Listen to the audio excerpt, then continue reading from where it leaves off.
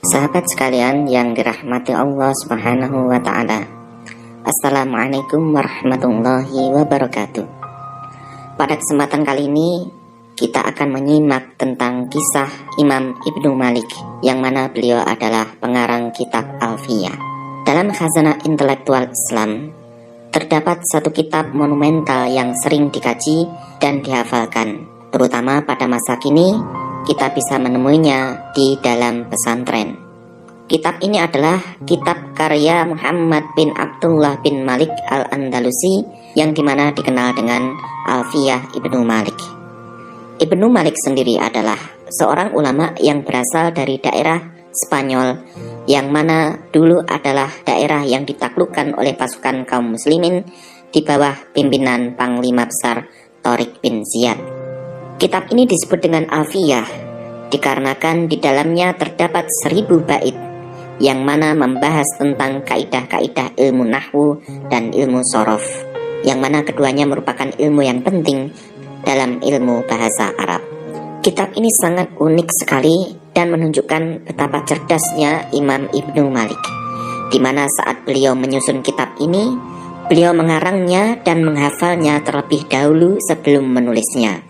Lalu ketika kitab ini telah khatam 1000 bait, beliau pun kemudian baru menuliskannya dalam sebuah kitab yang tertulis. Ada kisah yang sangat menarik di balik penulisan kitab Alfiyah ini, yang mana kisah ini pasti akan memberikan inspirasi bagi kita, bagi sahabat sekalian.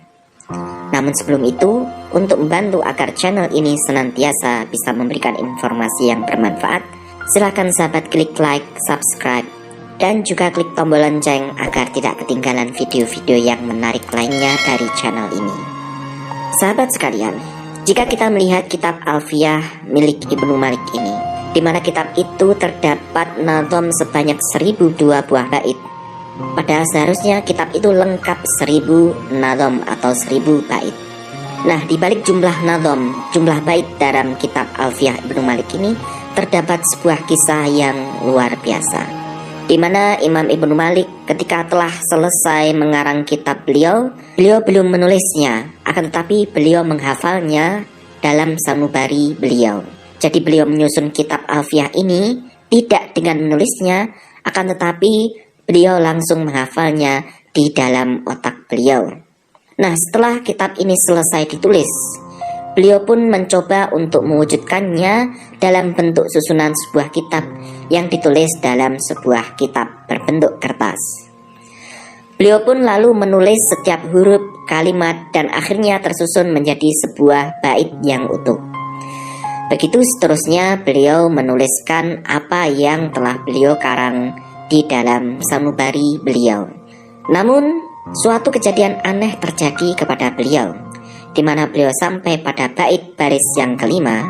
Di situ disebutkan fa'iqatan Alfiyah ibnu Mu'ti, yang artinya adalah kitab Alfiyah ini lebih mengungguli kitab Alfiyah Ibnu Mu'ti.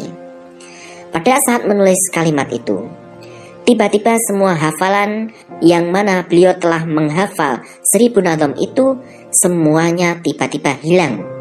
Beliau tidak bisa mengingat satu huruf pun dari bait seterusnya. Dengan kejadian ini pun Imam Ibnu Malik merasa kebingungan dan kesedihan pun mengusik hati beliau. Berhari-hari lamanya beliau berhenti tidak bisa meneruskan untuk menulis kitab yang telah beliau hafal itu.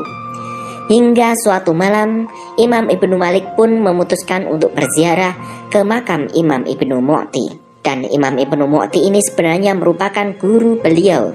Imam Ibnu Mu'ti ini juga memiliki kitab yang mana susunannya juga 1000 nadhom, sehingga kitab itu pun disebut dengan Alfiyah Ibnu Mu'ti, yang artinya kitab berbangsa 1000 karangan Ibnu Mu'ti.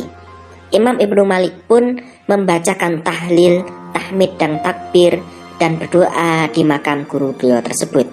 Dan setelah berdoa, beliau pun tanpa sadar tertidur di sana.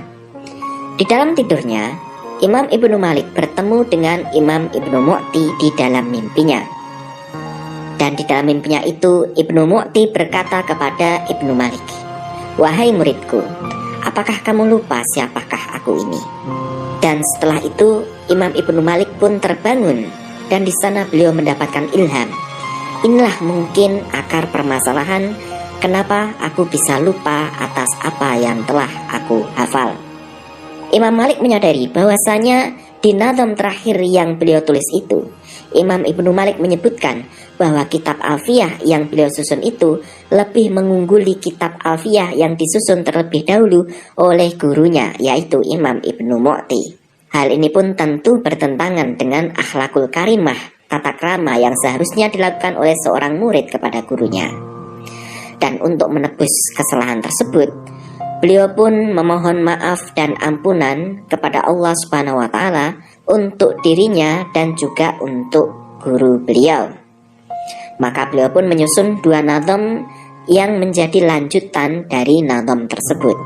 Wa huwa bisaklin haizun tafdila mustaujibun tana'ya jamila.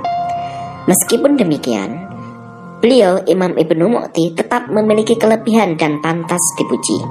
Sebab dalam mengarang kitab Alfiyah, beliau lebih dahulu daripada saya, yaitu Ibnu Malik.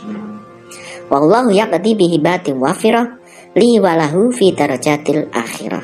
Semoga Allah melipat gandakan pahala yang Allah berikan kepadaku dan kepada beliau guruku Imam Ibnu Mu'ti kelak di akhirat nanti. Setelah Ibnu Malik menyusun 2 nazam ini, maka dengan izin Allah, semua susunan 1000 nazam yang semula hilang dari ingatan memori beliau, seketika itu pula beliau kembali lagi mengingat semuanya. Dan Ibnu Malik pun bisa meneruskan menyusun kitab Alfiyahnya hingga selesai. Itulah kisah dibalik penyusunan kitab Nazam Alfiyah, yang mana kitab itu sebenarnya berjumlah lengkap 1000 nazam, akan tetapi menjadi 1002 nazam dikarenakan 2 bait setelahnya itu dikhususkan kepada guru beliau, yaitu Ibnu Mu'ti. Sahabat sekalian, di dalam kisah itu kita bisa mengambil banyak sekali hikmah.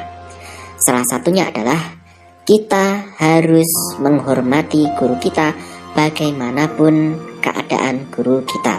Meskipun kita memiliki ilmu yang lebih tinggi daripada guru kita misalkan, akan tetapi kita pun tetap harus menaruh hormat kepada guru kita, karena itu adalah bentuk dari akhlakul karimah, akhlak antara seorang murid kepada gurunya.